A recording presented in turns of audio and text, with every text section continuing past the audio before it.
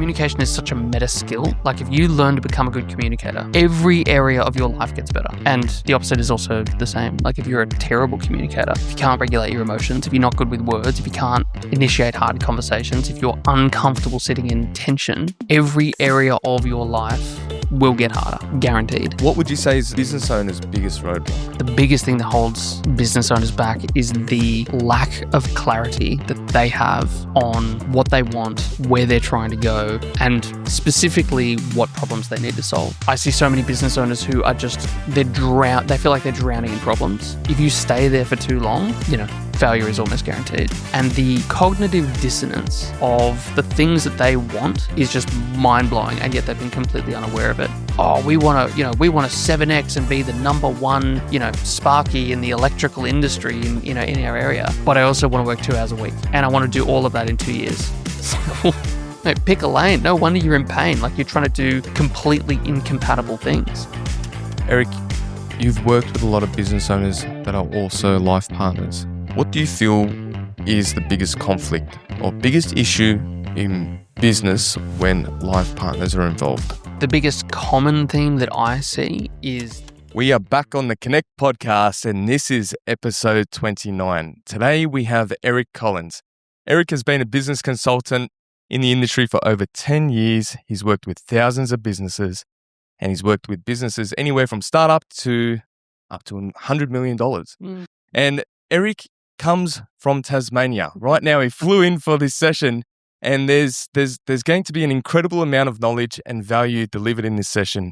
I'm excited to bring the questions that I'm going to bring into this conversation, and most importantly, I'm excited to hear what Eric has to say about business, leadership, communication, and sales. So, Eric, thank you very much for coming on this podcast. Welcome. Thanks for having me, mate. It's good. It's good to be here.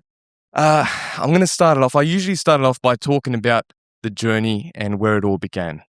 But today I'm going to start it a bit differently because I've seen you perform and do talks on stages in front of 1,000 people. And I've also seen you in the room with 2 or 3 people. And in both cases, you hold the space very, very powerfully. And you're able to deliver the message in the same way. And you're able to deliver the value in the same way. Now, one thing that stands out for me with you is the level of expertise you bring to communicating and how you're able to communicate at such a high level.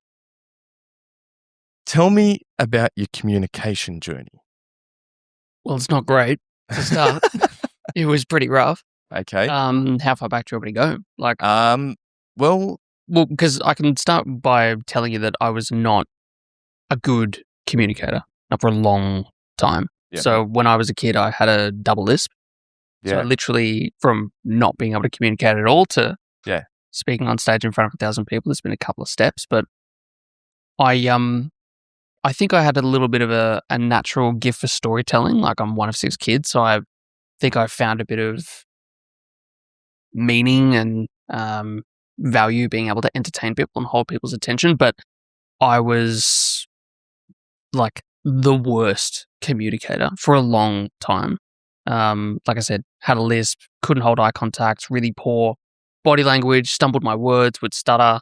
Where we met in a business group K2, you saw me speak for one of the first times, which was in front of 150 people. It was probably 4 minutes of speaking, and it took me 6 months of absolutely rocking back and forth in the corner to get to the point where I could do that little 3 or 4 minute speech. So it was pretty big. I would have never picked up on that because you executed so majestically. Thank you. Majestic. I'll take it. Yeah. But I've always been, I don't really know when it happened, but I observed from a young age that different people could walk into different or challenging situations, and some people could arrive at this amazing outcome where people felt good, or there was a good, conclusion and resolution, and people felt connected afterwards. And then I saw other conversations and other interactions where it just felt a shambles, whether it was, people fighting or shouting or whatever it might be. And I think I just became obsessed with wanting to learn how to communicate and how to be really good with words. Did that come from pain? Absolutely. Yeah, I would say so. I think not being able to express my own words and my own feelings was definitely one. Like I had a pretty, still do, but I had a big heart when I was a kid, lots of emotions. And like I used to, it was never a great look, but I used to cry when I would get angry because I couldn't physically get my words out. So that was always really hard. But yeah, I after getting over the physical element of having a lisp and not being able to talk properly, I when I got into business, the first real thing I started doing after my first business collapsed and I started working with someone to learn business was going to sales. Sales is all communication. It's all influence and it's all your ability to pick words and make people feel something. And I remember one of the first pieces of feedback that I got from Kerwin, someone that we knew mutually, pulled me up, I finished the sales call and I was like hanging my head in shame because it was so bad. Like I could tell I was terrible. And he said, Eric, can I give you a piece of feedback? I was like, yeah, 100%. He's like, do you know what your problem is? I was like, no, please tell me. He's like, you sound like a fucking robot.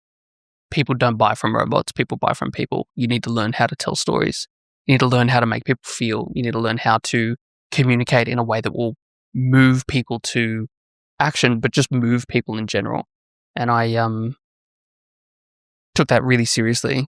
And yeah, I studied, read every book I could on communication and listened to everything that I could on communication. I went and joined 4 different Toastmasters groups. I was going to Toastmasters 4 nights a week and like practicing public speaking and having sweaty palms and all of that. And it's definitely paid off. Yeah, well. Personally and professionally. Yeah, well. How old were you when you started? Well, when Kerwin said that to you, how old were you? That would have been early 2015, 16, so over a decade ago. Yeah, well. Yeah. Okay. Mm. And how long after do you think it took until you were able to communicate at somewhat above average, an above average level? Well, I guess it's comes down to what my opinion of above average is. I was going to say, I think the bar is actually astoundingly low. Yeah. Like it blows my mind to me that when we go to school, you'll get taught math and you'll get taught, phys ed. No one sits you down and says, here's how to have a hard conversation. Or, here's how to choose your words. And actually, we're going to teach you how to be a good, effective communicator. That to me seems like one of the most obvious skills that everyone should be armed with before you know how to do fucking trigonometry or whatever it is. Yeah. Yeah, but it took years. Like I'd already been working on learning how to communicate and how to understand people and how to influence people for a good 5 or 6 years, and it probably took me another 5 or 6 years after starting that journey in sales to really feel like I was a confident, competent communicator. And where do you feel it has changed parts of your life? If we were to go back and you didn't take that journey or you didn't take Kerwin's advice, where do you feel your life would be different? How much of an impact would it have left? Now, I want to get into the specifics because I can obviously say on a broader level it's life changing because of how much of a difference it's made. But I want to get into the specifics of how different it would have been for you. Well, my profession would be pretty different because I talk to people for a living. So that would be a bit awkward if I hadn't learned how to communicate well. But it's everything. I think your ability to, like, one of the greatest tools that we have that impacts our ability to interact with the world is the words that we choose. So my relationships would be different. My marriage would be different. My friendships would be different. Obviously, my career would be different. I think it's really hard because it sounds like such a buzzword to say, go learn how to become a great communicator, but it really is everything. It's like the we've spoken about this. Like I feel like there are 3 levels to any given topic or area of life. There's the micro, the macro, the meta, right? So the micro is the tips, the tricks, hold this body language to be a better communicator. There's the macro, which is bigger picture, strategies and kind of more, like I said, big picture. So it might be going and joining Toastmasters to practice public speaking and become more confident. And then there's the meta, which is your actual identity, and it's the most fundamental things and building blocks of that area of your life. And for me, communication is such a meta skill. Like if you learn to become a good communicator, every area of your life gets better. And the opposite is also the same. Like if you're a terrible communicator, if you can't regulate your emotions, if you're not good with words, if you can't initiate hard conversations, if you're uncomfortable sitting in tension, every area of your life will get harder, guaranteed. And so I feel like it's impacted everything for me. I guess you would then sort of be forced to be the old Eric that would break down when he can't project what he's feeling inside. Because I can relate to that as well. Well, I mean, on a personal level, like I had chronic anxiety. I've gone back and forth with depression in my life ever since I was a kid. So those two things on a very personal level radically impacted by my ability to communicate, for sure. Because I think, anxiety is either worry about something that you can't control in the past or fear about something in the future that you also don't control. And if you're stuck in your head, which a lot of people are, your ability to get those things out of your head and into the world is one of the first steps of actually breaking out of that mental trap. But again, if you're not a good communicator, if you don't actually believe in your ability to articulate what you think and what you feel, I just think you're going to feel trapped. At least that's how I felt. I felt completely trapped in my head. A lot of times I have all these thoughts and ideas on things that I want to say. And in my head, it sounds beautiful. In my head, it's like, okay, I want to deliver this message and this is how I'm going to deliver it. And this is what I'm going to say. And this is the intention that I want to get across.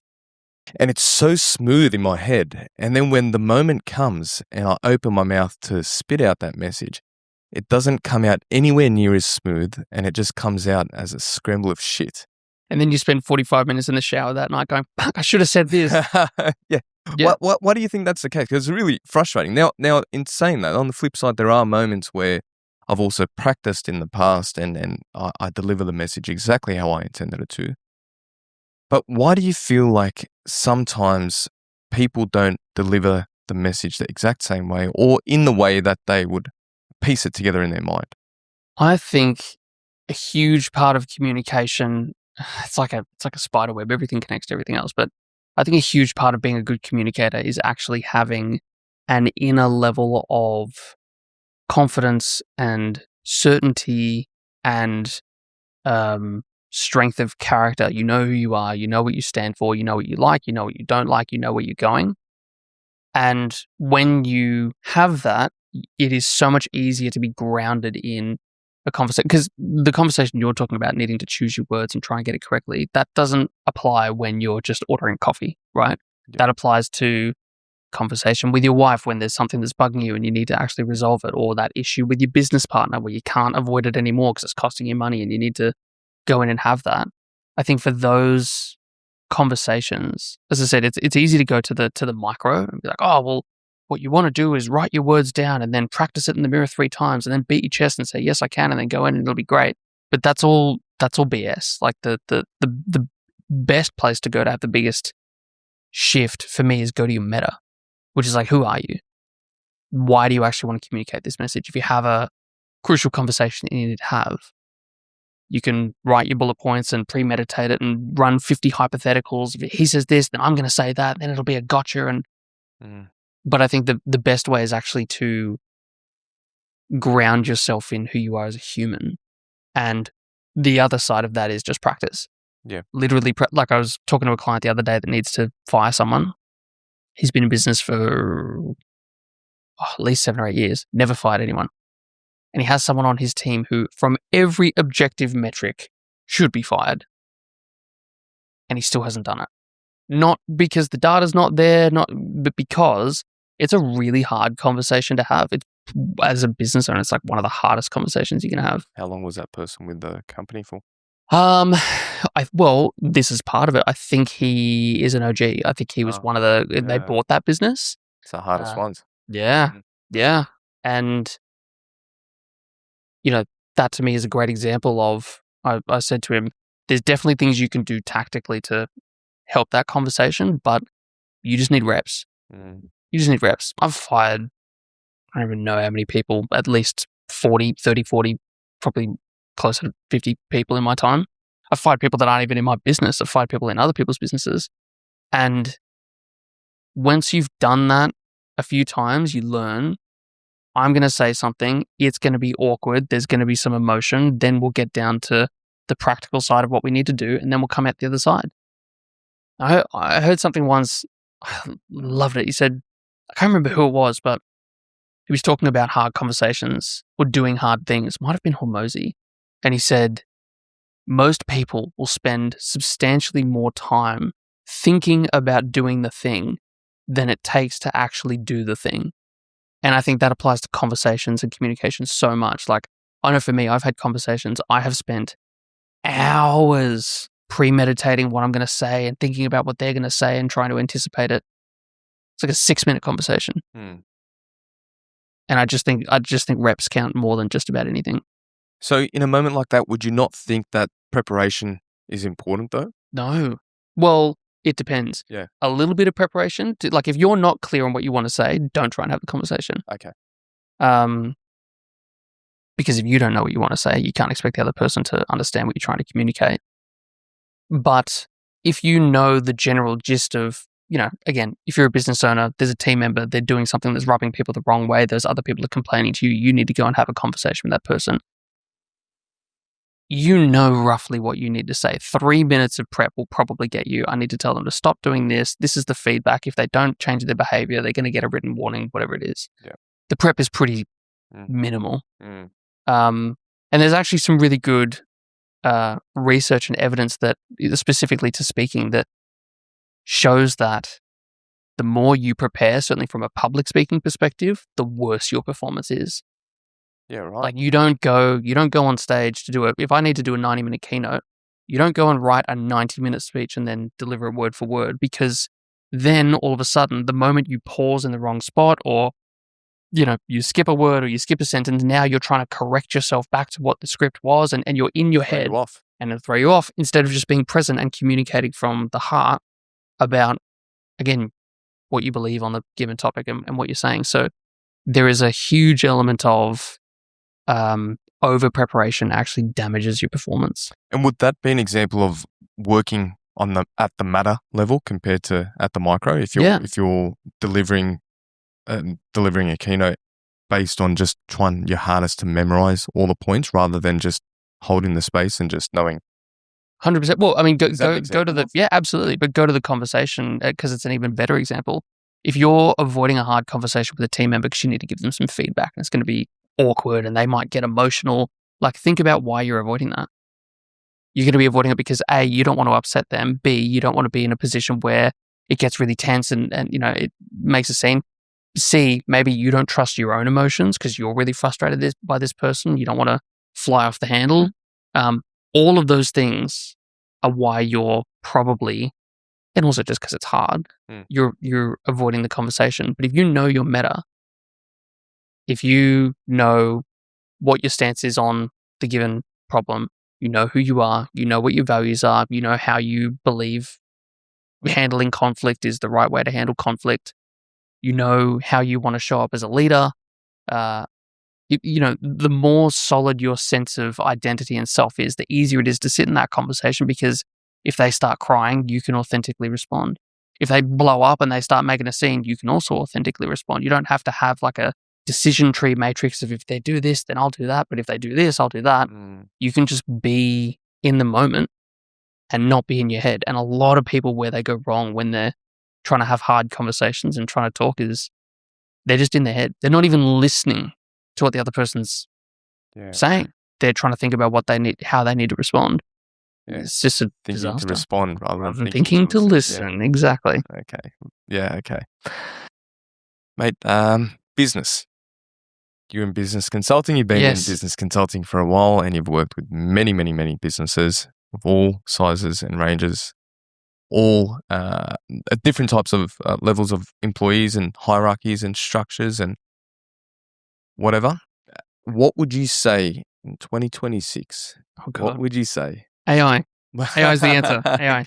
Yeah, give us the answer to win. What would you say is business owners' biggest roadblock? Where do you feel, or what do you see has been a consistent connection between what holds back business owners across the span of different businesses? It's a really good question. I think across the board, if we're not diving into a specific industry or stage of business, generally speaking, it's the biggest thing that holds business owners back is the lack of clarity that they have on what they want, where they're trying to go, and specifically what problems they need to solve. Business is so complex, it's so overwhelming now more than ever in 26. I see so many business owners who are just they feel like they're drowning in problems, and they're just dealing with the ones that are at the absolute surface because they're the most urgent and the most important, not even the most important, just the ones that are screaming the loudest.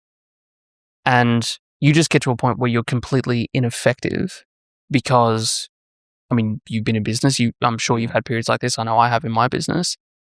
You just get to a place where you are so overwhelmed, so decision fatigued, so unclear on where to focus and what to do next that you just start treading water to try and survive. And if you stay there for too long, failure is almost guaranteed.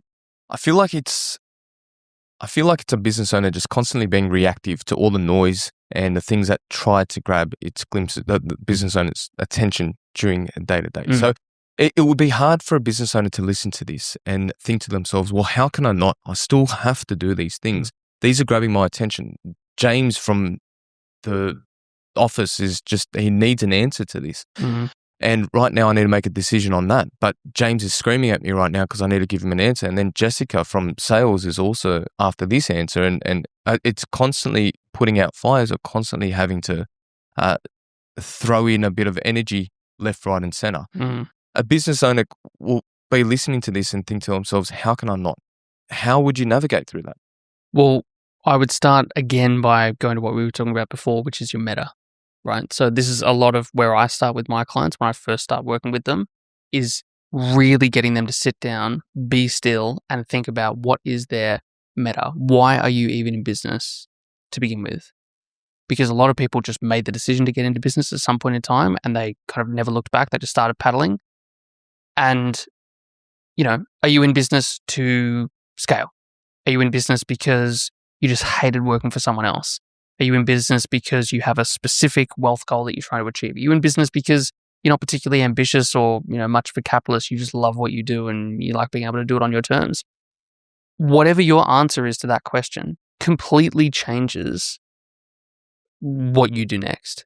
So for me, one of the first things that I do with a client is I ask them these questions, but specifically I get them to identify a goal of what they want their business to look like, usually within 18 to 24 months, and not we want a 10x or we want to, hit XYZ random financial milestone. I sit them down and I force them to literally paint me a picture on what you want the business to look like. Tell me about revenue. Absolutely. Tell me about profit. Tell me about team. Tell me about your clients. What's your average dollar transaction? What does your leads and marketing look like? What's your brand positioning? Who have you hired? Who have you fired? What do your systems look like? Take me through every arm and every element of the business and really paint a picture for me, because I've had clients, and just not even clients, just people I've sat down in the past and had a chat to, and the cognitive dissonance of the things that they want is just mind blowing, and yet they've been completely unaware of it. Oh, we want to 7x and be the number one, Sparky in the electrical industry in our area. But I also want to work 2 hours a week. And I want to do all of that in 2 years. It's like, well, mate, pick a lane. No wonder you're in pain. Like, you're trying to do completely incompatible things. And I think that's a huge bit of, like, I joked before about AI, but there are put it this way. I think business owners have never had it harder. and also never had it easier at the same time. Harder in the sense of things have never moved this fast. There is so much noise. There are so many people telling you, screaming at you about what you should or should not be doing. And it's really hard for the business owner as well, because like we are the generalist. We're the salesperson, the marketer, the leader, the HR person, the account. We're all of that. And so we need to be across so many different things, or at least we think we do. And we have all these voices screaming at us that their thing is the most important thing. You know, like the AI dude is telling you right now, if you don't get on the AI wave, business is going to fail. The marketing person is telling you, you need to focus on your marketing and forget everything else. The systems and automation person is like, systemize your business. You know, the HR person is saying, you need to double down on your HR. Like every person says that their thing is the most important thing. It's like wealth. Like the property dude says, only ever put your wealth in property. The stock guy says, invest in the stock. The crypto dude is like, put everything in crypto. Well, it's like, because they're not telling you what is true or even what is right for you. They're telling you what is right for them because that's what they did.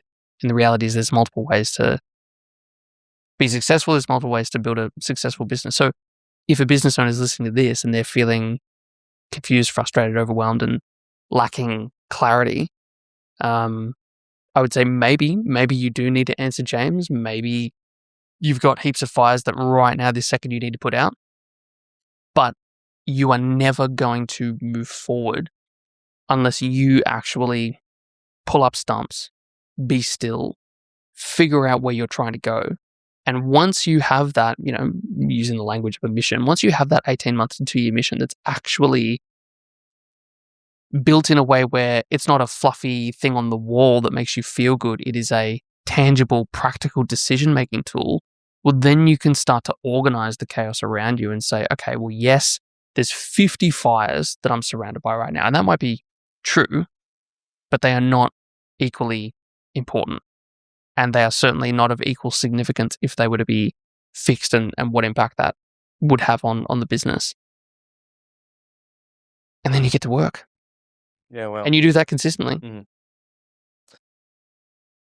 And I can only imagine how much pressure that will put on the person running the business, especially if you're not in a partnership. So like myself, I'm not in a partnership. And there's all these pressures left, right and center, and people want my energy left, right and center. But if I keep telling myself, nah, Pat, I got to focus on the meta, I got to focus on the bigger picture thing, and I'm not giving my time and energy to these people that need my attention at this moment, whether it's urgent or not, I'm going to let people down. I'm going to let people down, and me as a person, I don't like letting people down. And, of course. And I eventually end up eating shit at the end because I end up giving everyone my time and energy, but then I'm not focusing on what matters the most internally because I'm trying to fill up other people's cups when mine's empty. Yeah, because and your stuff will always come last, right? Yeah, and then I don't deliver to where I need to deliver in those aspects for those people. So, but how would I shift it differently? How would I juggle all this? Where at the start, I don't want to let these people down by not giving them an answer, but I'm ironically letting them down at the end because I'm giving them something from an empty cup. Yeah, I think being in business, you have to have an incredibly good relationship with failure, discomfort, and overwhelm.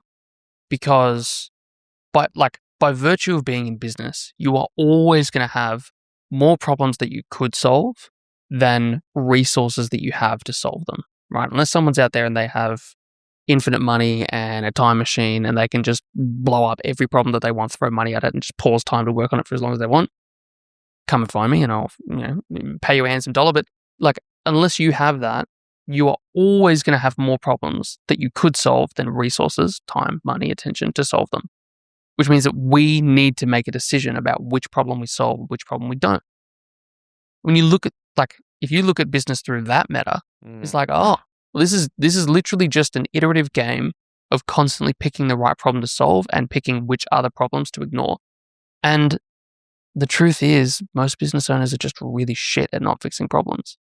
Because part of why we got into business to begin with, usually, is that we were really good at identifying and solving problems. And also a huge amount of our worth comes from being the problem solver. We spend all day solving everyone else's problems, helping the team, helping the clients, dealing with the suppliers. But then we look at our own problems and they always get the last drop of your energy or the last dollar. And it's just it's not a bad way to run business, but doing business that way keeps you stuck. And so having the mental clarity to know which problems are actually the problems you should solve and which you should ignore is so hard. If I could go back to myself in my first business and give myself one tool, it would be that. It would be the power of discerning which is the problem that I need to solve and which are the other 500 problems that I need to ignore. Because if you can do that, you can figure out the solution, you can find the person to help you, you can do whatever. But if you're in a sea of problems, you don't know which one to solve, you're doomed. I think the shift for me happened when I gave myself permission to be okay with not solving a problem, and essentially reminded myself that I hired this person to solve that problem, so I should be holding them more accountable to them solving that problem. Now, that was a big shift that I had to make internally, and it didn't come naturally to me. So I had to do more reps to really train myself to think that way. Well, and if I can add something on that, most business owners are training their team to be helpless.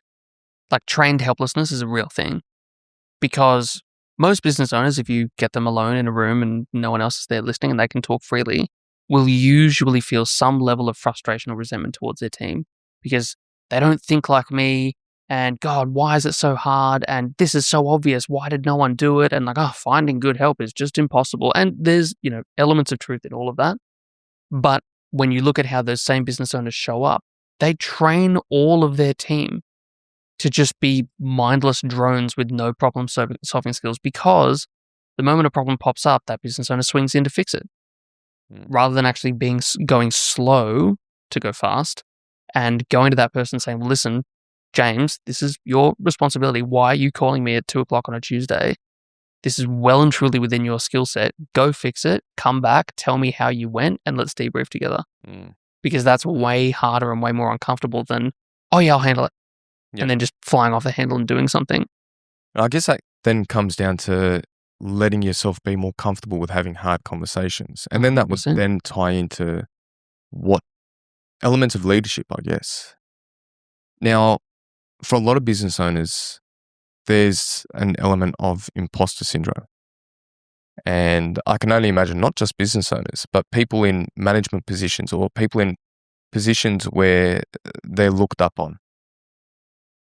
How would a person navigate through that? Because there's a screaming voice in the back of your head saying that you're not good enough, you're not qualified enough for this position. But there's also 1,000 people out there that look up to you like a god or a superman in that position, because they are so comfortable with you being so qualified to lead them. How would you feel a person should navigate through? Oh, well, what's your experience with that, or what can you speak to on that topic working with other business owners? Well, I mean, I can speak to my own imposter syndrome. I've dealt with that massively. Like, I was, my career in business was, I was studying business at university, and I realized the first 2 weeks that these people had no fucking idea what business was, because they were all lifetime educators and not business people. So I then started self-educating on business. I then jumped into a business with 2 other business partners while I was in university. That was super successful. And then it was a cataclysmic failure at the same time, and lost a heap of money. And then I was like, I'm never doing that again. I clearly need to learn more. So then I started learning more and found someone who was an expert in business, and actually started working in his business, Kerwin, to basically, I wanted to try and get paid to learn business and work with someone rather than pay to work with him being my mentor. And in the process of doing sales and talking to thousands of business owners, I then started doing some consulting and actually helping them solve problems just while I was selling. And then I really loved that. So I started, in addition to doing sales, also doing some consulting and some formal mentoring and saying, guys, if you have this, or this problem, I can actually help you. And then moving up the ladder, I was in my early 20s coaching people in their 40s and 50s that had $1 million businesses And I remember looking at myself every day and being like, you can't do this. That if anyone finds out, I used to grow my beard out to try and look older because I look like such a fucking baby. And I'll bet there are other people listening to this that did the same when they were early on in business, maybe tried to, lower their voice an octave when they're talking to clients or whatever, because you want to look authoritative and you want people to trust you. And Perception. Yeah. yeah, but it's just such bullshit. Yeah. Like no one cares. People, you may occasionally find one person that genuinely wants to drill you on who are you to, give me this or tell me that or whatever. Results speak louder than anything, and self-certainty speaks louder than anything. And, I found that I tried to psychology my way out of my imposter syndrome. I tried to ignore my imposter syndrome. I tried to do all these things, never really worked. But along the way, I just started looking at myself in the mirror and saying, okay, well, I guess I am a bit of an imposter because I've done X, Y, and Z, but I've never run a $50 million company. So who am I to work with this person who's running a $50 million company? And when I stopped trying to resist that fear or that little voice and actually lent into it, a lot of it actually just dissolved because I realized, well, I'm me. And maybe I can't help this guy, but maybe I can because there's also a good reason he keeps coming to me for advice. So, the analogy that someone once said to me was many of the world's best athletes in a given sport, terrible coaches. And many of the world's best coaches, terrible players. There's a difference in skill set. And so you could use that logic and say, well, you're an imposter. How can you sit there and coach the Wallabies on footy? Like, well, because I'm a coach and that's what I do and that's what I'm great at. You don't have to be a great player to be a coach, and you don't have to be you don't have to be well, let's go back to speaking. You don't have to be an amazing public speaker to know that someone did a terrible job speaking in front of a crowd. Yeah. Right? So, yeah, I just think imposter syndrome is low self-worth masquerading as genuine critique. I feel it also serves a purpose. And if a person does go through, or if a person experiences an imposter syndrome and they're in a position where they have to perform, then it's only going to corner you and have you overcompensate because you don't want to be seen as an imposter. And by you thinking that, hey, I don't want to, you connecting to the idea of fear around imposter syndrome. I don't want to be seen as an imposter. I want these people to actually see that I am sort of qualified, even though I don't feel it inside. It's going to push you harder to learn more and focus on delivering a higher result and adding more value to the client. So I feel like it's there by design, and I can only imagine the people in the highest positions, like the best coaches out there, have gone through imposter syndrome in the past, where if they haven't, they wouldn't be in the position that they're in being a high-level coach. I think that's a great and very constructive harnessing of imposter syndrome, but I just think I think when you literally flesh it out, imposter syndrome just falls apart because it's a bit of a buzzword, imposter syndrome, and it is a real thing to a degree. But I just think flesh it out. Like what is the thing that you're saying you're an imposter at? Like, I'm an imposter because I'm running this business and it's really hard, but I don't want my team to see me struggling because it's really hard, and therefore I feel like an imposter because business should be easy. Well, hold on, that little bit right there, business should be easy. That's a belief.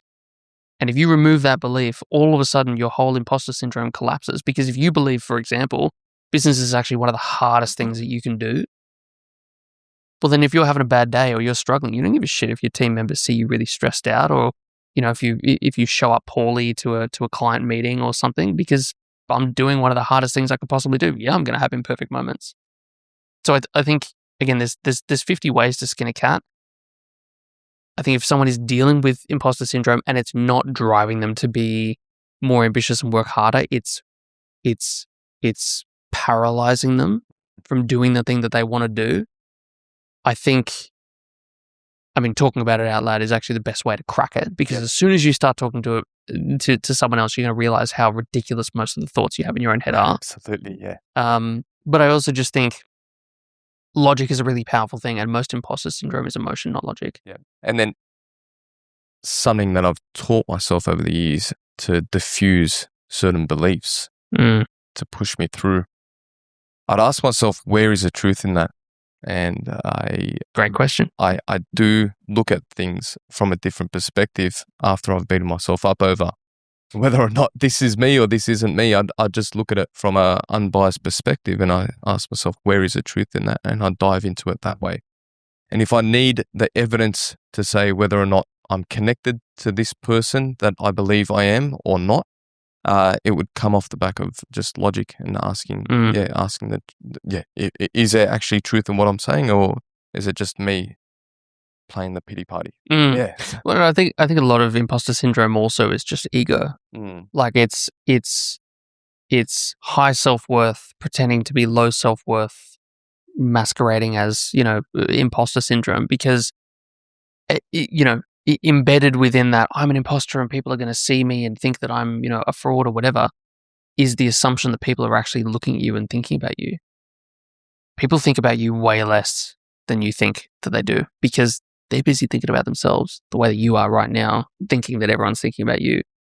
So yeah, I think, whether it's imposter syndrome, whether it's fear of failure, whether it's whatever, like if you're not even in business, if you're just trying to live a good life, you're going to come up against these things. And again, just using logic, if anyone else has done something before, like unless you're Elon Musk and you're trying to move human civilization to Mars, someone else has probably done what you're trying to do before. Grow a business, have a family, speak on stage, do whatever thing it is that you're trying to do. So it's possible. So you just need to become the person capable of doing the thing that you want to do. And maybe in the process of doing that, you do realize, yeah, you know what, I am a bit of an imposter, because I'm saying that, running marathons is easy, but the furthest I've run is from here to the front door to get my Uber Eats. So yeah, maybe I do need to actually go and train a bit, and I do actually need to put in some hard yards to become that person. Yeah. But I think getting those thoughts out of your head, you realize how ridiculous they are pretty quickly once you start talking to someone else. I have conversations with a lot of business owners, and some of them could be interstate and some of them could be locally around my area. And a big conversation starter that I've noticed from the other business owner connecting with me as a business owner is around shit talking their team. And I don't like having those conversations. I actually really hate having conversations where I talk bad about my team, because I feel like it's poor leadership. It's a petty approach to business. But I notice that this is a common thing with business owners, because it's like their connecting points. Like, okay, business owner to business owner, the rest of the team aren't here. Let's connect over shit talking. 100%. Yeah. It's like when men shit talk their wives. Just the looking old around there, ball and shame. Yes. Yeah. But how much respect do you have that, man? Like, which I don't do. I don't shit talk my wife, and I know you don't either. me either. But it's a great point on it's just really poor leadership, because like I know I can't stand men that are like, oh, the wife is doing X, Y, Z. I'm like, man, me too. Mate, if she's such a bore, like, why don't you break up with her? Yeah. Oh no, like I'm not saying she's well. What are you saying exactly? Yeah. And which is where I come back to communication. Your words are one of the most powerful things that you have in your entire life. And most people just drool their words out without even thinking about it. And then they look at their life and it's a fucking mess, and they wonder why that's the case. Yeah. So that to me stands as a very painful point for another for business owners. Just their teams, dealing with their teams, dealing with the employees, and how they navigate through that. Now, to me, there's a few obvious pointers. I can say, well, are you really treating them the way you want to be treated? But there's also leadership elements to that as well. I know there's different levels of leadership, but to the people that don't know too much about leadership, what would a good leader show up as? And what types of leaders are there out there? What are the most effective ones you feel? I think what makes good leadership, varies in terms of the context and the people that you're working with and everything else. But I also think there are definitely foundations that apply regardless of the situation. I think most people, when they hear leadership, it sounds like this really fluffy, esoteric thing that like some people have the gift of the gab and some people don't. And I don't want to go there because I don't No. want to talk fluffy leadership, just the buzzword leadership. I want to dive into the nitty-gritty of it. So leadership to me in the simplest terms is your ability to move people to do something that you want them to do. Like that's it. Whether you're leading a team of employees or you're leading your kids to brush their teeth, right? Like all leadership just comes down to influence. Like so you could almost replace the word like I'm not a good leader with I'm not a good influencer if you really wanted to think about it that way. I'm not good at influencing people to think a certain way, behave a certain way, do a certain thing, adopt a set of values, whatever it is. And in the context of business, your ability to lead is your ability to get people to buy into why doing something or being a certain type of person is worthwhile. Like that's it. There's 1,000 skills, and this is the hard thing. Leadership itself is like a meta skill, and there's 1,000 skills underneath it that comprise being a good leader. Like you can't point to it and just be like that's leadership, because it's communication, it's emotional regulation, it's being brilliant at one thing or another that actually makes people respect you. It's who you are as a human being and your values. It's your ability to move through conflict. Like there's all of these other skills that go together to make someone a great leader. If you think about who are the great leaders you've ever interacted with, and most people usually know at least one person that like that person was a great leader. Mm-hmm. If you say why, there will never be one thing that because they did X. It's like, well, because they just, I don't know, like they made me feel really good, but they were also amazing at this, and the list goes on. So for me, in business, what makes a good leader? Well, what's the most effective type of leader? Because there's different types of leaders, and you can get a sledgehammer approach where someone's just a hard ass. And like the best tradesman that I've ever had was just an absolute hard ass, and I hated him at that time. But every time I'd look back and reflect, I would be so appreciative of those lessons that he taught me and his approach. I don't so much connect with his the way of communication, the way he decided to do things, but it was a real hard ass, and it really made me it gave me a kick in my step every time I'm on the tools. So I think that the best type of leader is to actually look in the mirror and figure out who you are and to define what you believe good leadership to be, right? Because I know when I was starting out, I was in business specifically, terrible leader. Terrible. I was conflict avoidant. I was micromanaging. I was insecure, so my ego always came out, and I would try and flex on, because I was in sales, so I was dealing with, typically a lot of men, typically a lot of ego, typically big earners, quite a bit of skill in their field. I was a horrifically poor leader. I would fire me if I was hiring me today. Back then, I was terrible. And I tried, learning about leadership, and I looked at other people that I respected, and I said, well, what do they do as leaders? And that was a good step in the process and a good tool to use at the time to get me in momentum, but it never worked. So I'd be like, oh, well, trying to think of someone. Doesn't even matter who, but I know Bob is a hard ass. So I'm just going to be a hard ass, going to drive these guys, and I would do it, and it just never worked. And then I would study someone else and be like, okay, well, this person is super empathic and super in emotion and like really feely. I'm going to do that.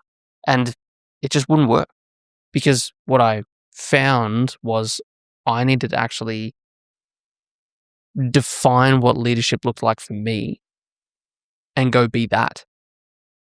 And that's what makes me an effective leader. It's the same for you. Like if you try and go and emulate someone else's leadership skills, there might be good things that come out of it, but it's never going to flow, and it certainly won't stick.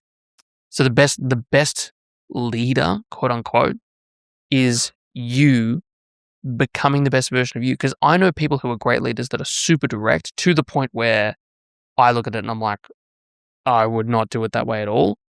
And I know great leaders that run great businesses that are on the other side of the spectrum, too soft. But again, that's who they are. And a big part of leadership is actually giving the people around you a clear and authentic insight into who you are so that they can choose whether or not you're the leader that they want to follow. But most people can't do that because the person that they're trying to follow either doesn't know who the fuck they are to begin with, or they're trying to be someone that they're not. And so again, coming back to the complaining about team, so many business owners will say, oh, it's impossible to find good team here in Australia, like finding good labor, it's impossible. There's an element of truth to that, absolutely. But if we skip over that little nugget, well, what are you doing to actually attract great quality team? Because if I went and lined up 30 amazing, like AAA candidates of whatever role it is you want to hire in your business right now, if I went and lined them up outside the door, they were true A players. How many of them would actually look at you and say, this is the business I want to work with and this is the person that I want to work for? I'll be willing to bet probably not many, because we can sit there as business owners and say it's impossible to find a great team. But are you being a great business owner? Are you running a great culture? Are you a great leader? Like, do you show up with the level of greatness that you expect your team to show up with, or are you just doing the bare minimum, being a chaos grenade rolling from one problem to another and then looking at your team and blaming them for incompetence or whatever it is? I think, step off my soapbox there, but I think being a great leader, there are certainly consistencies amongst great leaders. They are usually quite articulate. They're good with words. They're usually very good at stirring emotion in people. They know how to connect with people. They know how to make people feel seen and heard and understood and valued. They, they usually are quite industrious. They have a high work ethic. They're usually not too averse to conflict. Some have no problem with conflict, others do, but they will lean into conflict when required for the sake of the mission or whatever it is that they're trying to achieve and for the people around them. Those are all like undeniable traits of a great leader. But I think truly what makes a great leader is someone that actually knows who they are so that they can lead as them. Like, the best leader you can be, Pat, is going to be you being you, not you trying to be some other person that, maybe trained you when you were younger and, because that's them. And that will never work for you. Yeah, it's an incongruency, and then it's not authentic, and it's always felt on the other side. Always. Yeah. Always. Eric, you've worked with a lot of business owners that are also life partners. Now, a couple of years ago, I brought my wife into the business. I've had the business, I think, 10 years at that point, and then we made a big decision to bring her in. I had a lot of conversations with business owners beforehand because I've always wanted to bring her in, but I've always had conversations with business owners, asking them what their thoughts were. And these are business owners that are doing a lot. They're a lot more established than I am in terms of their business, and some of them have had their partner in business, their life partner in business, and some of them haven't at that moment, but they had it in the past. And I noticed that it was like a distinct half that would say it's the worst you can ever do. Don't ever do it because it's going to jeopardize your relationship and this and that. I actually spoke to Kerwin about it once, and I had his opinion. And Kristen, yeah. From that point onwards, I actually told myself I'll never bring my wife into business after I actually asked him. But I spoke to other business owners that have had their wife in the business, and they've told me that, of course, it comes with its challenges, but it's the best thing ever, and I wouldn't have it any other way. So it still left me confused. and then I summed it down and I made the decision based on, I guess it comes down to character and how well you guys resolve conflict and how well your communication is. What do you feel is the biggest conflict or biggest issue in business when life partners are involved? The biggest common theme that I see is that the business eventually consumes the marriage. So whether it's no boundaries, you're in bed at night, 10 p.m., and you're talking about that client, or did you send that invoice, or whatever it is, encroachment on family time, encroachment on kid time, intimacy goes out the window. Like the business just dominates the marriage, and it becomes, a working professional relationship, and you also happen to be married, rather than a marriage. And in the container of that marriage, you both own a business and work in that business together. That's the pitfall. I heard Alex Hormozy once say on a podcast that he sees it as a blend. It's not a black and white thing. It's a grey thing where him and his wife speak about business in their personal time, and in their personal time and in their business they speak about personal things, which is something I can connect to as well. I have conversations with Serena outside of work about business stuff, and inside of work I have conversations with her around personal stuff as well. And it's a nice mix. It's a nice blend. I think for me, that's where I feel comfortable, and it's never, not that I can see, it's never come up as an issue where it's come in the way of our connection or marriage. But I can only imagine if I didn't put boundaries around that, if it got too extreme, then I can easily get consumed by it. Yeah, so if you look at Alex and Layla, right, work is their world. Might be shifting based on that chat that Alex had with Tony, but work is their world, right? So it makes sense for them that they would have some boundaries and some structures in place, but, we talk about business at 10 a.m., we talk about business in work hours, it doesn't really matter. Again, I think this is where it's really hard. Like, so many of the husbands and wives that I've worked with that work together in business, whether they both work as business owners or one is the business owner and, one kind of works in the business doing a role, so many of them, like, they've never actually sat down and set the rules of the game for them. Because I'm the same. Like, my wife and I, we work together where, I mean, if you're in business, your partner is in business. So, like, it's, all in on that front. But my wife is certainly involved in the strategic decisions that I make in my business, but she more plays a role in certain functions. And that was something that I said when we first met that I would never do. It was one of the first conversations we had before we'd even started dating. When I was saying that, I'm in business and this is what I do, and but I will never work with my partner ever. So if you and I end up dating, we just know we're never going to work together, because I want a partner, not an employee, and certainly not a business partner. And then all of a sudden, here we are years later, and we're working together. But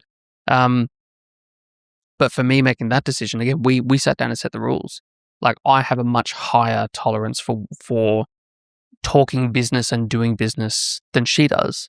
So I have to be respectful that, I'll talk about business at 2 a.m, and I'll it'll be the weekend and I'll have an idea and I'll be like, we should do, that doesn't work for her. So, the key for any husband and wife is definitely look at other people. Look at Alex and Layla. Look at you and Serena. Look at other people and see what works. But you have to actually build it for you. And I think you have to actually respect your partner enough to meet them where they're at right now and know that standards and boundaries can move over time. Like, right now, you may be totally fine to talk about business at all hours, but in a couple of years, you may get to a place where you're like, you know what, this is actually not working anymore. We need to rein this in. And I think it's just being okay to change the rules of the game as you play. But the number one thing is, have you actually set the rules to begin with? Or did you just get on the field, start playing, and all of a sudden it's not working and you don't know why? It's like, well, you never actually stop to figure out, are you playing soccer or are you playing ping pong? Because the rules are different. I find it an issue, whereas I'm really driven in business, whether I'm at work or at home, and I'm constantly thinking about different things related to business and development. And she's not as much as I am. Which annoys me. It actually annoys the shit out of me. Yeah. And I know I can't help that. She's obviously not me, and she has her own personality and character. But I get annoyed. Why? Um, because I put this expectation on her that we're both driving this to reach this mission, and the mission is supporting our growth, development, and future together. Why are you not as driven as I am? And therein lies one of the biggest risks of working with your partner is that business is fundamentally a competitive venture.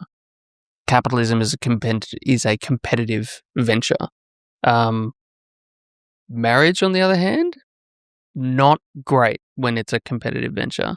So the blurring of those lines, and the ability to misinterpret what someone does or what someone says, coming back to the husbands and wives that I've worked with, is huge.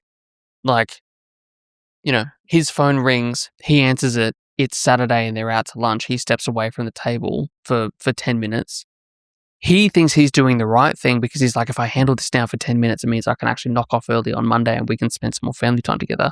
She interprets that as, you don't give a shit about me. This is our, Saturday lunch or our Sunday lunch, and you've stepped away from the table to do business. You don't respect me at all, right? Same situation, radically different interpretation. If those two people don't actually sit down and have a conversation about that specific instance, if there's some, resentment that comes up, but also bigger picture, hey, what do we do? My phone's ringing off the hook. We're going through a growth period. It's crazy.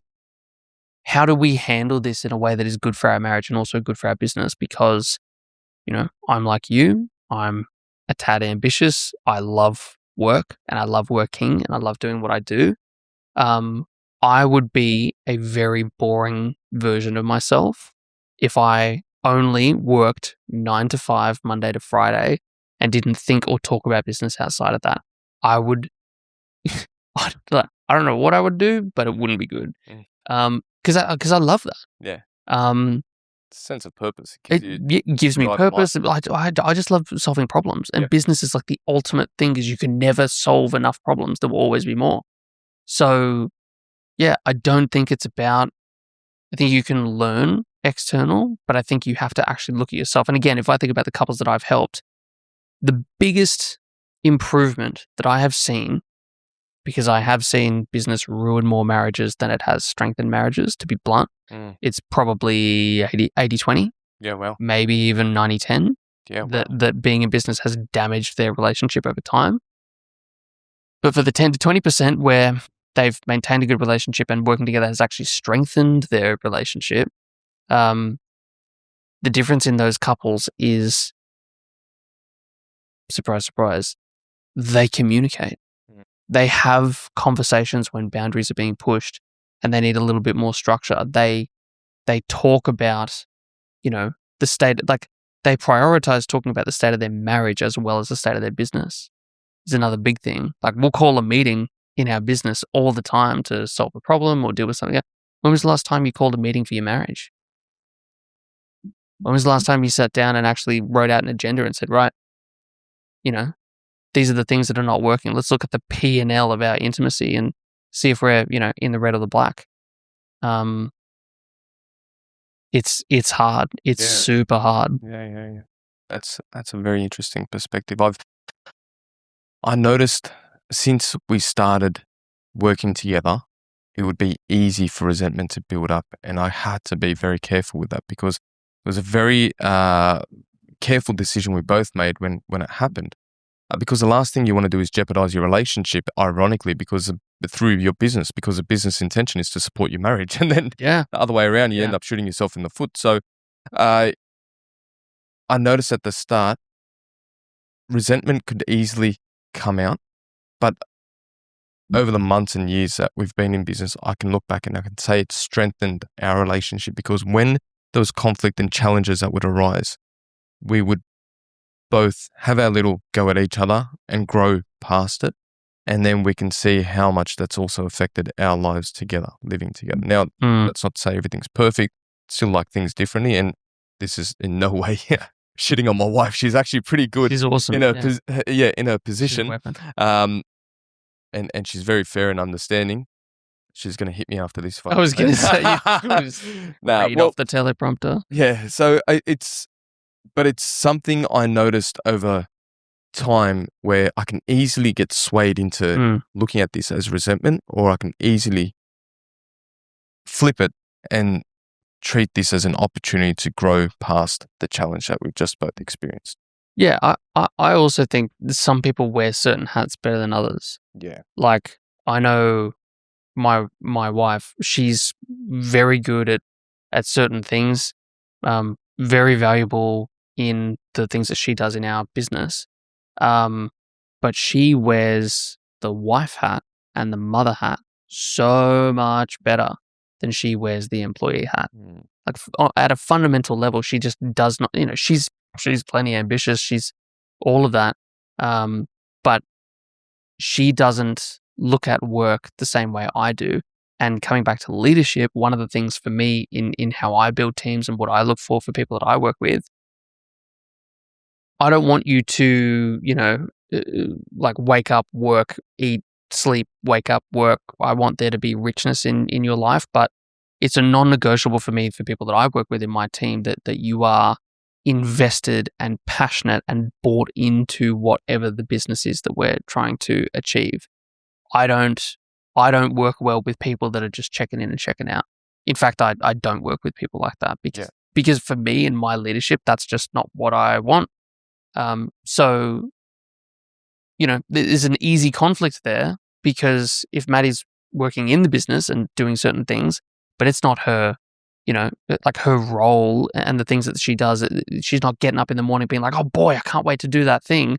Like, there's a leadership conflict there, but she's the love of my life. She's the mother of my child. She's everything to me. She's the reason I'm building the business to begin with, but that doesn't mean that we should work together necessarily. So I think every person needs to look at, which hats do you actually wear well? And it's possible for two people to, again, I've met so many people. They are amazing lovers, husband and wife, beautiful, terrible business partners, because one has a massive appetite for risk. The other one needs 3 weeks to decide whether or not they buy a coffee on the business credit card. Like, one of them super comfortable spending money, the other one pinches pennies, and there's nothing, you've got to pry them out of their cold fingers. So there are so many ways that a business partnership relationship, and just a working relationship, can go terribly wrong. And there are so many things that need to align for that relationship to be functional. And at any given point, any one of those things can change. I just think looking at that working relationship and giving each other a whole lot of grace is essential. And if it works for a period, great. If it works forever, great. But again, I think it comes back to honesty and actually just being able to say, you know what, we thought this was going to work. It's actually not. Let's stop doing this. Yeah. Because what I would say is, when you hit the nail on the head, Pat, like, many of us are in business and doing what we're doing in business, taking the risks, working the hours because we want to serve our families. And I have seen people burn their marriage to the ground for the sake of achieving their business growth, when the underlying fuel for achieving that business growth was to serve their family. But by the time they achieve that growth, they have no family left. Their husband or wife is split. Maybe they're still technically married on paper, but the marriage is nothing. Kids don't want a bar of them, don't know them, compared to a stranger on the street. And I look at the business, I say, you know what, if you were willing to just take a couple more years, just to go a little bit slower, take on a little bit less risk, push a little bit less hard, invest a little bit more time with your children or your spouse, you could have had your cake and eaten it too, but you didn't stop to actually talk about it and really listen. And one thing that some clients I worked with years ago, husband and wife in business up in the NT, they had this amazing thing that they came up with, that they would literally do a gesture of like putting on a hat, and they would confirm which hat they were wearing, because what would happen was, one of them would come to the other and he would be wearing the director hat, right? And he wants to talk to his fellow director, but she's wearing the mum hat because it's 7 p.m. and it's the middle of dinner and everything else. And so they're wearing different hats, and that conversation would be a fucking disaster, and it would end up in conflict and turmoil and just terrible. And then, they'd maybe go away. She'd come back. She'd put her director hat on. She's like, right, I'm good to go. And now he's wearing the husband hat. And he's like, why are you harassing me about, I'm trying to wind down. And again, just conflict, meeting at cross purposes. So they came up with this way, which is so clever, of whenever they would have a conversation, they would say, all right, I'm wearing the GM hat. I need to speak to my GM about XYZ issue. Or, babe, can I just bitch about that team member for a second? It was a hard day. I just needed to get off my chest. Which again is a huge difference, because instead of him going into fix-it mode and being like, I'm going to go and fire him and whatever else, he could just say, oh yeah, that's the worst. Oh my God, that sounds terrible. God, that must be so hard. And that was in big part, that really, really helped their marriage. Changing different hats before they would start the conversation. Yeah. Yeah, well. Mm. Yeah, that is effective. Mm. Eric, I want to wrap it up. And there was one... Before I wrap it up, I just want to touch on this one subject, cognitive energy. Now, as business owners or business leaders, we are put in this position where we have to preserve a certain amount of cognitive energy to make the decisions where we need them to be at, or as much as we can. We want to make sure we're putting the right amount of brain power into this decision. Now, you deal with a lot of business owners, and you deal with a lot of solutions that you need to come to the table with answers and sort of support with the decision making. When I used to be on the tools full time, I would come home a lot less exhausted comparing to me going through a very heavy day in the office, being put under a lot of heavy decision making. Cognitive load. Yeah, cognitive load. There we go. Perfect. And that always surprised me, because I'll be going through a fair amount of physical activity on the tools, and at home, at the office, I'll just be on my chair, and it just didn't make sense to me. So what would you say? How would you work that? How would you navigate preserving cognitive energy when you're in a high level decision-making position? Well, unlike a lot of business experts that would probably spruik their 5 a.m. wake up and ice bath, sauna, read 10 pages, do 10 push-ups, run a fucking 10-mile hike, morning routine. I mean, do that if you want to, but that sounds like fucking torture to me. It works for me. What are we, phase 3 now? Phase 3, 75 hard. You're a machine. I feel like you should be answering this question, not me.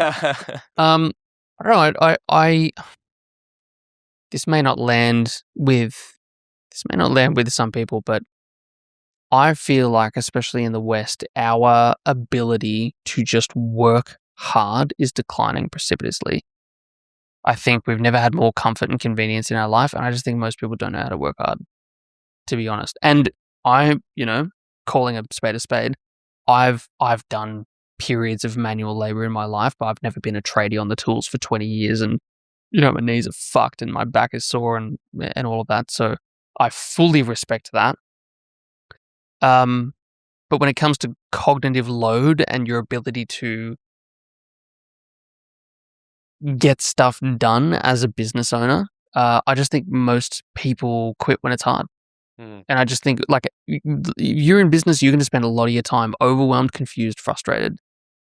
Because, like I said, it does not matter how good you are. There will always be more problems that you could solve than resources you have to solve them, which means you are going to be in 24/7 problem-solving mode. Yeah. And I think it's easy to feel frustration or confusion or overwhelm or whatever it is, and take that as a sign to quit, or take that as a sign to have a break, or take that as a sign to scroll on TikTok for an hour or whatever it is.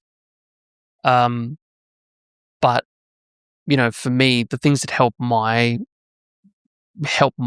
cognitive efforts, because like you say, I work with a number of businesses quite intimately one-on-one. I support, I've been through periods of working with hundreds of businesses at different times. There's a lot of information I need to retain, and there is a lot of decisions I need to be able to make, problems I need to wrap my head around, understand, diagnose, make a decision, and then implement that solution in fairly quick succession. I think reps counts more than anything. I just think doing it, in the same way as you being in the office exhausts you more than being on the tools. I can guarantee you if I went and got on the tools, you would run rings around me because I don't have the reps. I haven't done it. Yep.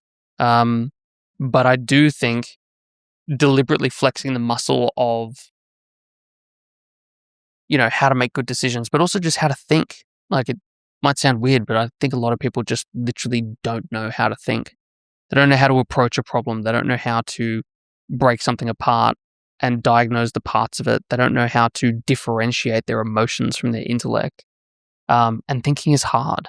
And unlike the physical things that you do, you can point to a 50-meter trench that you dug and say, we dug that trench. You can't point to the 12 problems you've been stewing on all day and half of them are almost there and a few of them you need a bit more work. It's, it's a different game.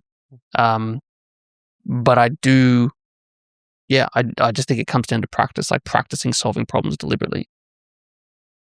Eric, thank you so much for your time. Before we end the episode, we usually finish off by asking this one question. Now, before we finish up, was there anything that you wanted to bring to the table? Was there anything you wanted to mention or discuss?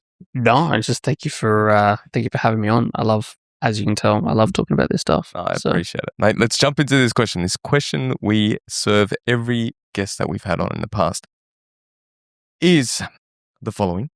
If you were to take 3 people out to dinner on a dinner date, and these 3 people could be anyone in the history of humanity or anyone in your current present life, who would these 3 people be and why?